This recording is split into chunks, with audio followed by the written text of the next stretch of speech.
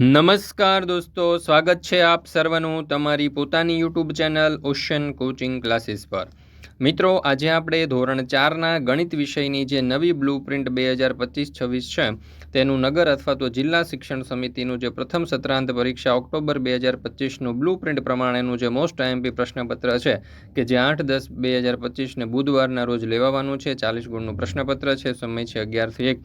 તેનું સચોટ અને સંપૂર્ણ સોલ્યુશન આપણે આ વિડીયોની અંદર જોવાના છે। મિત્રો, આપણે આ ચેનલ ઉપર ધોરણ 3 થી લઈ અને 8 સુધીના દરેક ધોરણના અને દરેક વિષયના આ પ્રથમ સત્રાંત પરીક્ષા 2025 જે છે તેના મોસ્ટ આઈએમપી પ્રશ્નપત્ર બ્લુપ્રિન્ટ પ્રમાણેના અને સોલ્યુશન મુકાઈ ચૂક્યા છે। આ પ્રશ્નપત્રનું સોલ્યુશન પણ જો તમારે વોટ્સઅપ પર જોઈતું હોય તો વોટ્સઅપ પર મળી જશે। અહીંયા નંબર તમને આપેલો છે 70 46 22 22 54।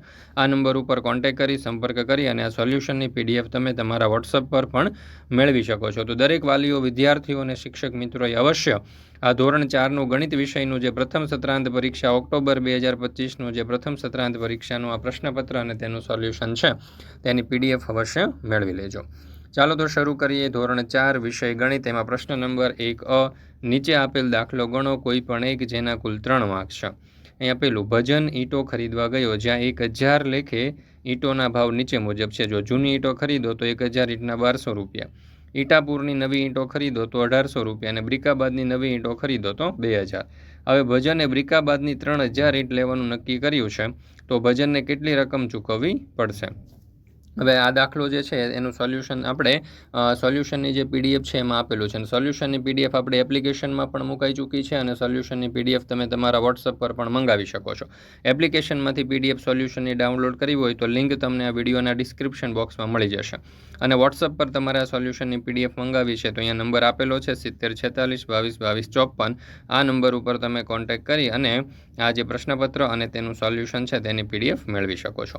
દરેક વાલીઓ, વિદ્યાર્થીઓ અને શિક્ષક મિત્રોએ અવશ્ય આ જે પ્રશ્નપત્ર છે તેની પીડીએફ મેળવી લેવી પરીક્ષાની તૈયારી માટે, એટલે કે આ પ્રથમ સત્રાંત પરીક્ષાની તૈયારી માટે તમને ખૂબ જ ઉપયોગી થશે। બીજું, ઘનશ્યામભાઈને મકાન બનાવવું છે તે માટે તેમને 10,000 ઈંટની જરૂર છે। જો બ્રિકાબાદની નવી 1000 ઈંટોનો ભાવ 3000 હોય તો ઘનશ્યામભાઈ કેટલી રકમ ચૂકવવી પડશે? ત્યાર પછી છે પ્રશ્ન નંબર 1 નીચે આપેલા દાખલા ગણો, પ્રત્યેકના 2 ગુણ છે, કુલ 6 માર્ક્સનો પ્રશ્ન છે। પેલું, જો એક ઈંટની લંબાઈ 20 સેન્ટીમીટર હોય તો આવી 5 ઈંટને એક સાથે લાઇનમાં મૂકતા ફૂલ લંબાઈ કેટલી થશે? ત્યાર પછી બીજું, એક મોટરકાર 1 કલાકમાં 50 કિલોમીટરનું અંતર કાપે છે તો 3 કલાકમાં કેટલું અંતર કાપશે? ત્રીજું, 7 પેનની કિંમત 42 રૂપિયા હોય તો 1 પેનની કિંમત કેટલી થશે? ત્યાર પછી છે પ્રશ્ન નંબર 1 નીચે આપેલ પ્રશ્ન માટે યોગ્ય જવાબ આપો, પ્રત્યેકના 1 ગુણ છે, કુલ 3 માર્ક્સનો પ્રશ્ન છે। પેલું, અહીં તેલના ડબ્બાનું ચિત્ર આપેલું છે, ચિત્ર જોઈને જવાબ આપો કે ડબ્બાની કુલ કેટલી બાજુઓ છે? તો અહીંયા તમે જોઈ શકો છો કે 6, 8, 4 અને 5 એમ 4 બાજુઓ આપણને દર્શાવેલી છે, બરાબર। જે સાચો જવાબ હોય એ તમારે કોમેન્ટ બોક્સની અંદર જણાવવાનો છે અને સમગ્ર સોલ્યુશનની પીડીએફ દોસ્તો અવશ્ય મેળવી અને તેનો અભ્યાસ કરી લેજો, કારણ કે આ પ્રથમ સત્રાંત પરીક્ષાના આપણે દરેક વિષયના 2 પ્રશ્નપત્ર તૈયાર કરેલા છે અને આ બંને પ્રશ્નપત્ર લઈ અને જો તમે સારામાં સારી રીતે અભ્યાસ કરી લેશો તો પરીક્ષાની તૈયારી માટે તમને ખૂબ જ ઉપયોગી થશે। બીજું, નીચેના પૈકી 5 વડે નિશેષ ભાગી શકાય તેવી સંખ્યા ખાલી જગ્યા છે। તો અ છે 25, બ છે 40, ક છે 30 અને ડ છે આપેલ તમામ। ત્રીજું, નીચે ગુફા ચિત્રોના વર્ષો દર્શાવ્યા છે, જણાવો કે કયું ગુફા ચિત્ર સૌથી વધારે જૂનું છે? ત્યાર પછી છે પ્રશ્ન નંબર 2 નીચે આપેલા દાખલા ગણો કોઈ પણ એક જેના કુલ 3 માર્ક્સ છે। એમાં પહેલું, યશવી 85 સેન્ટીમીટર ઊંચો કૂદકો લગાવે છે, મીરા 1 મીટર ઊંચો કૂદકો લગાવે છે તો મીરાએ યશવી કરતાં કેટલા સેન્ટીમીટર ઊંચો કૂદકો માર્યો?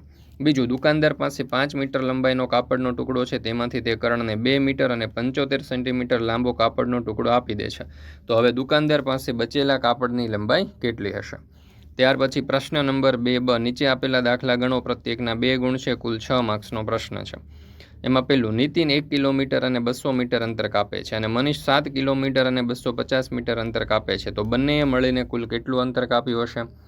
ત્યાર પછી બીજું, ભાવેશભાઈ સહકારી મંડળીમાંથી ₹2500 ધિરાણ લે છે અને તેઓ દર મહિને ₹260 લેખે 10 મહિના સુધી ભરે છે તો ભાવેશભાઈ કેટલા રૂપિયા મંડળીમાં ભરશે?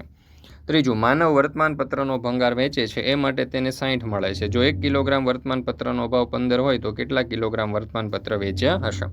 તો મિત્રો આ જે બ્લુ પ્રિન્ટ પ્રમાણેનું જે મોસ્ટ આઈએમપી પ્રશ્નપત્ર છે તેનું સચોટ અને સંપૂર્ણ સોલ્યુશન આપણી એપ્લિકેશનમાં પણ મુકાઈ ચૂક્યું છે અને તમે આ પ્રશ્નપત્ર જે છે એ પ્રશ્નપત્ર અને તેનું સોલ્યુશન તમારા વોટ્સઅપ પર પણ મંગાવી શકો છો અને જરૂરથી એક વખત મંગાવી અને અભ્યાસ કરી લેજો. તમારી પરીક્ષાની બ્લુ પ્રિન્ટ પ્રમાણેનું આ પ્રથમ સત્રાંત પરીક્ષાનું મોસ્ટ આઈએમપી પ્રશ્નપત્ર છે. દરેક વિદ્યાર્થીઓ વાલીઓને ખૂબ જ ઉપયોગી થશે. નીચેનામાંથી ખાલી જગ્યાની કિંમત સૌથી વધારે છે? 1 રૂપિયાના 8 સિક્કા, 25 પૈસાના 3 સિક્કા કે 2 રૂપિયાના 5 સિક્કા? બીજું 7 ગુણ્યા 3 એટલે ખાલી જગ્યા. ત્યાર પછી છે પ્રશ્ન નંબર 3. નીચેના પ્રશ્નોના માંગ્યા મુજબ જવાબ આપો. પ્રત્યેકનો 1 ગુણ છે. કુલ 3 માર્ક્સનો પ્રશ્ન છે.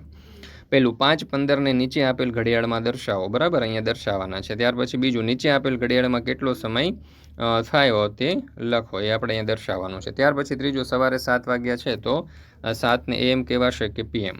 ત્યાર પછી છે પ્રશ્ન નંબર 4. નીચે આપેલ પ્રશ્નોના માંગ્યા મુજબ જવાબ આપો. પ્રત્યેકનો 1 ગુણ છે. કુલ 2 માર્ક્સનો પ્રશ્ન છે. એમાં પહેલું 15 સમય 12 કલાકની ઘડિયાળ મુજબ કેટલો થશે? ત્યાર પછી બીજું 14:30 સમયને નીચે આપેલી ઘડિયાળમાં દર્શાવો. ત્યાર પછી છે પ્રશ્ન નંબર 5. નીચે આપેલા વિકલ્પોના જવાબ લખો. પ્રત્યેકનો 1 ગુણ છે. કુલ 6 માર્ક્સનો પ્રશ્ન છે. અહીંયા પાસો આપેલો છે અને કહ્યું છે કે પાસાને કુલ કેટલી બાજુઓ છે? ત્યાર પછી અહીંયા જે ચિત્ર આપ્યું છે પાસાનું અને કહ્યું છે કે નીચેનામાંથી કઈ જોડ સામસામેની બાજુએ જોવા મળશે?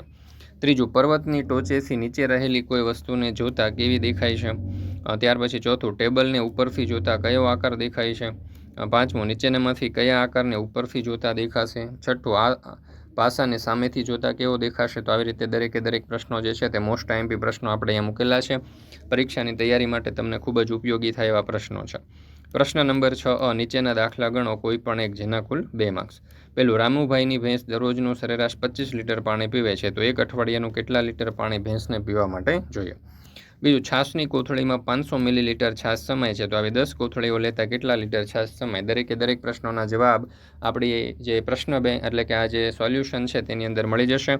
અને સોલ્યુશનની PDF મેળવવા માટે મિત્રો આજે જ સંપર્ક કરો 7046222254 નંબર ઉપર. કોન્ટેક્ટ નંબર અહીંયા તમને આપેલો છે અથવા તો વિડીયોના ડિસ્ક્રિપ્શન બોક્સની અંદર પણ તમને લિંક આપેલી છે. તો જરૂરથી આ લિંક ઉપર ક્લિક કરી અને ધોરણ 3 થી 8ના દરેક વિષયના નવી બ્લુ પ્રિન્ટ 2025 મુજબના જે પ્રશ્નપત્ર અને તેના સોલ્યુશન છે તેની PDF મેળવી અને તેનો અભ્યાસ કરી લેજો. તમારી પરીક્ષાની તૈયારી માટે દોસ્તો તમને ખૂબ જ ઉપયોગી થશે. તો જરૂરથી આજે જ આ પ્રશ્નપત્ર અને તેના સોલ્યુશનની PDF મેળવી લેજો.